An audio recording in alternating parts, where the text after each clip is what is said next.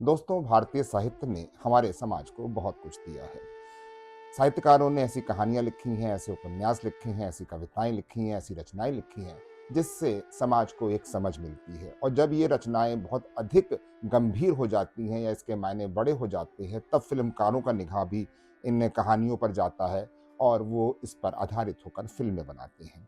आजकल आप नाम सुन रहे होंगे विनोद कुमार शुक्ल जी का। विनोद कुमार शुक्ल जी को इस बार का ज्ञानपीठ पुरस्कार मिला है। और इन्हीं की एक कहानी पर, इन्हीं के एक उपन्यास पर एक फिल्म बन रही है, नौकर की कमीज। विनोद कुमार शुक्ल को ज्ञानपीठ पुरस्कार दिया जा रहा है। मणिकौल ने उनकी कृति नौकर की कमीज पर फिल्म बनाई थी। जो नौकर की कमीज जो है, विनोद कुमार शुक्ल द्वारा एक रचित एक उपन्यास है, जिसका पहला प्रकाशन जो है 1994 में हुआ था। नौकर की कमीज इसलिए महान रचना नहीं है कि वो एक उपन्यास है या रचना है और उस पर फिल्म बनी है। इसलिए है कि जब नौकरियों में इंसान की गरिमा घटती हुई दिखाई दे रही है, मिटने के कगार पे है, तो विनोद कुमार शुक्ल ने उस गरिमा विहीन इंसान को फिर से अपने उपन्यास में खड़ा किया है। वे कवि भी हैं, कृषि विस्तार के प्रोफेसर भी रहे हैं, गणित से भी शुक्ल जी का नाता रहा है। खिलेगा तो देखेंगे और दीवार में एक खिड़की रहती है थी, उनके उपन्यास हैं। और ज्ञानपीठ पुरस्कार से एक बार फिर विनोद कुमार शुक्ल की रचना संसार पर आजकल नई बातें चल रही हैं, नए लोग उनके बारे में लिख रहे हैं, लोग उनके बारे में जान रहे हैं। साहित्य की दुनिया में अच्छा लिखने की उम्मीदों का एक नए सिरे से संचार हो रहा है। नौकर की कमीज 1999 में बनी। विनोद कुमार शुक्ल के इसी उपन्यास, इसी नाम पर जो आधारित है, हिंदी फिल्म है। इसका निर्देशक मणिकौल ने किया था और इसमें पंकज, सुधीर मिश्रा, अनु जोसेफ और ओम प्रकाश द्विवेदी ने अभिनय किया। इस फिल्म का छायांकन के.यू. मोहनन ने किया और संपादन जो है मणिकौल व श्रीनिवास पात्रो द्वारा हुआ है इस फिल्म का। इस फिल्म का संगीत पुष्पराज कौष्टी का है। इस फिल्म की रिलीज की तारीख 1999 की है। बाद में इनके नौकरी कमीज का 1979 में फिर से पुनः प्रकाशन हुआ था और अपने प्रकाशन के तुरंत बाद ही ये उपन्यास अपनी भाषा और शिल्प की वजह से चर्चा में आ गया था।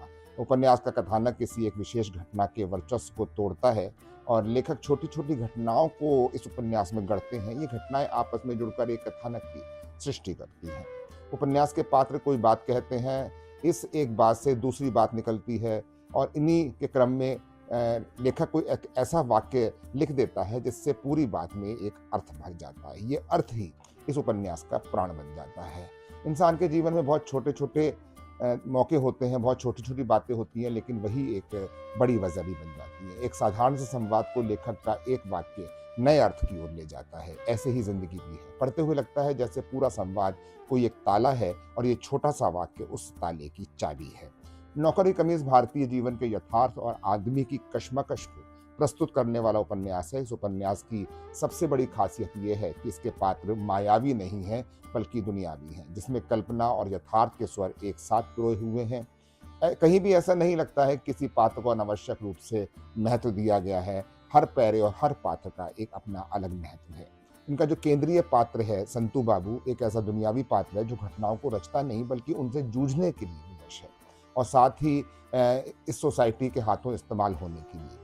आज की ब्यूरोक्रेसी और एहसान फरामोश लोगों पर ये उपन्यास सीधा प्रहार ही नहीं करता, बल्कि छोटे छोटे वाक्यों के सहारे व्यंग्यात्मक शैली में एक माहौल भी तैयार करता चलता है।